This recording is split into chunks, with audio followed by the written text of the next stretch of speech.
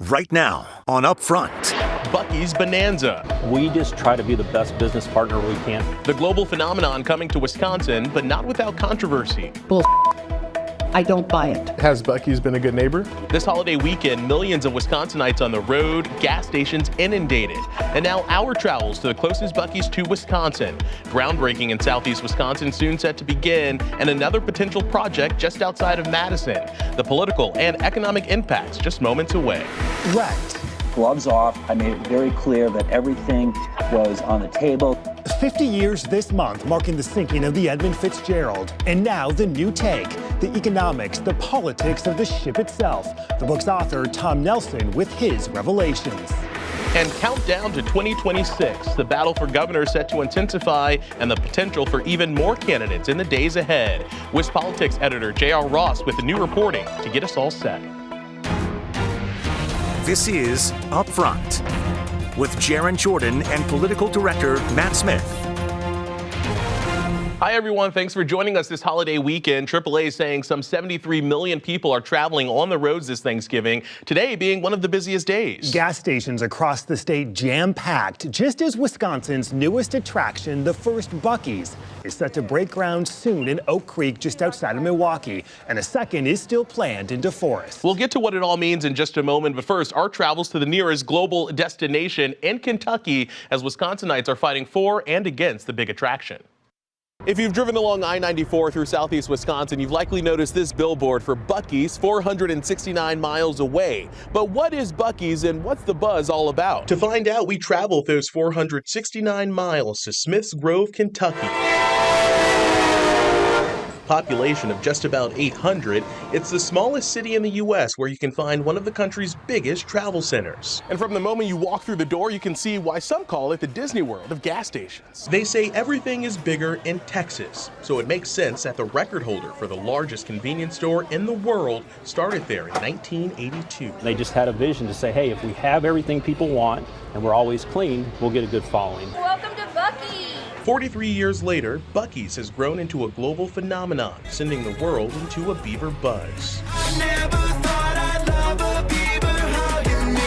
Buc-ee's operates 36 travel centers, mainly across the South. They're known for their massive convenience store properties with more than 100 fuel pumps. How would you explain what Buc-ee's is? Buc-ee's is just a gas-station. French space, get on the board! But what really fuels people from all over is what you find inside. From the fresh beaver meats made round the clock to beaver sweets like sugar nuts and fudge. Buc-ee's treats like the popular beaver nuggets, even the so-called world's famous jerky, and every flavor you can think of. It's not literally everything, but it's a lot of stuff. Then there's the Beaver Trading Company, with sections to shop home decor, furniture, even clothing and merchandise, all sporting that beloved buck-tooth beaver. I just love the friendliness, the hominess, all the different stuff. We get all the different, look, I'm getting the Halloween blanket, the Christmas blanket. What are the chances we run into you guys from Brookfield here? What are you doing in Buc-ee's? We're stopping after 4 hours on the road here. Get some biscuit, get some jerky. Clean bathrooms. Clean bathrooms. Clean bathrooms. That's a big. What do you think about Buc-ee's coming to the Badger State, Wisconsin? Oh, that should be fun. We're the one Oak Creek, right? Yep. Yeah. That's going to come together quickly. I'm kind of excited about it. Congratulations, guys. After getting final approval from city leaders in September, the Beaver will soon break ground in Oak Creek, bringing the chain's northernmost location to 74,000 square feet of land along I-94 off of Elm Road in Milwaukee County. I don't buy it. But Buc-ee's in the Badger State hasn't come without some backlash. Even a lawsuit from some neighbors claiming Buc-ee's wasn't transparent through its zoning process. I'm concerned about the traffic. Obviously, I'm concerned about the environment, but I'm really concerned about public safety. A Milwaukee County judge dismissed the lawsuit in August. People in the beginning, of course, change, more growth, more this. So, oh my gosh, it's ruined the community. David Stiffy is the mayor of Smiths Grove, Kentucky, and admits there was some skepticism from his residents when Buc-ee's proposed a move to town. Great percentage of people correlated Buc-ee's with being a truck stop. Well, as you look at it, they don't want semis in there. There are those times that it's extra busy, but generally it moves pretty smooth. So pretty positive overall. Yes. For Smiths Grove. Has been a great help to us as far as a revenue. I mean, I was excited. This is my first Buc-ee's that I've ever gone to, so of course the hype was there. Jordan Elmore runs Smalls Retro, a vintage shop on Main Street about a mile away from Buc-ee's. He says in the year and a half the store has been opened, it's been mostly positive. The traffic is definitely increased a lot. Our Wi-Fi is a little worse than it was. One thing I will say, it has kept the local gas stations remotely cheaper than where I live in Bowling Green, so I always fill up here. It's like 20-30 cents cheaper. I know there's always the concerns, but we just try to be the best business partner we can for our community. Has Buc-ee's been a good neighbor? Yes. What would you say to us who's preparing to welcome a Buc-ee's? Just get ready, because you're going to see things you won't believe in a store that sells fuel and merchandise and food, because the amount of people they draw in and the positive, and it seems like everybody has a good attitude. You know, it's like you go in and it's a convenience store, but it's more like Disney World inside. An atmosphere coming soon to Southeast Wisconsin. Welcome to Buc-ee's.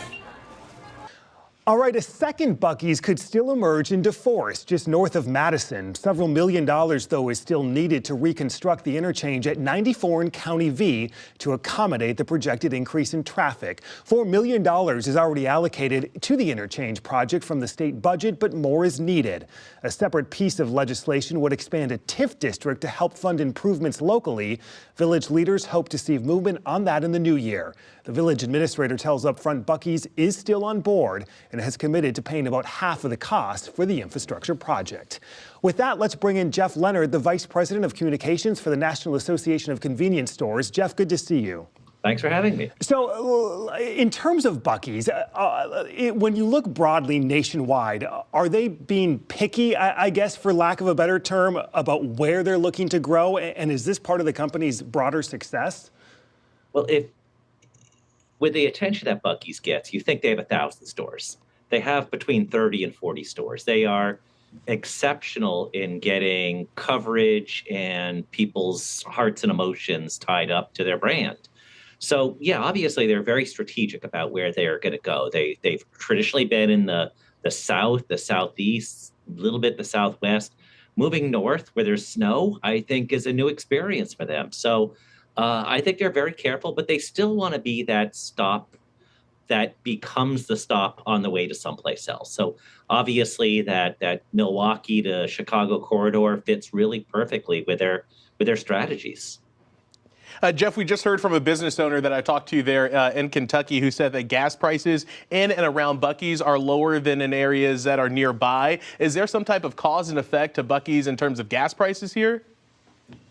Anytime you get a competitor like Buc-ee's or fill in the blank for a brand that draws people in just because of the who they are, it forces everybody else to look at how do they attract customers. So whether that's around gas price, whether that's around customer service or cleanliness, whatever it is, everybody has to step it up a notch, because otherwise they could just lose to the competition. And to that, Jeff, as you know, Wisconsin is home to Quick Trip, a staple here across Wisconsin and the Midwest. Does Buc-ee's pose serious competition to chains like that? Buc-ee's is competition to somebody that's already on the road and going someplace else. Your Quick Trip could possibly lose gallons to people that are stopping at a Buc-ee's on their way to town, but people aren't leaving their house to go to Buc-ee's and buy a gallon of milk. They're driving somewhere. They're looking for that experience. They're looking for that half-hour stop. Quick Trip is probably going to be literally a quick trip, 3 to 4 minutes. So it's a different experience, but more competition means you just need to pay attention a little bit more. Jeff, with this second potential location outside of Madison in Wisconsin, there's infrastructure projects that need to be done to handle the projected traffic. There's state money involved. Is it common for state taxpayer dollars to become involved in such a large project like this when Buc-ee's looks to come in? I'm not really versed with how different states or localities are set up in terms of tax breaks or anything like that. But with Buc-ee's, I do know that one of the things, because of the traffic that they get, they want to have accessibility from both sides. So it's not like when you're driving on a typical highway stop, Highway sign says gas, food, lodging, exit, fill in the blank, and you can only do it from one side. They want to have that capability from both sides, so that does take more time. And it's, I guess, each municipality looks at how might that fit into what they want to do. Jeff Leonard, Vice President of Communications for the National Association of Convenience Stores. Jeff, hey, thanks so much for your time. We appreciate it. Thanks for having me. Up next, this month marks 50 years since the sinking of the Edmund Fitzgerald. Now a new book with a new take. The author, Tom Nelson, is with us next.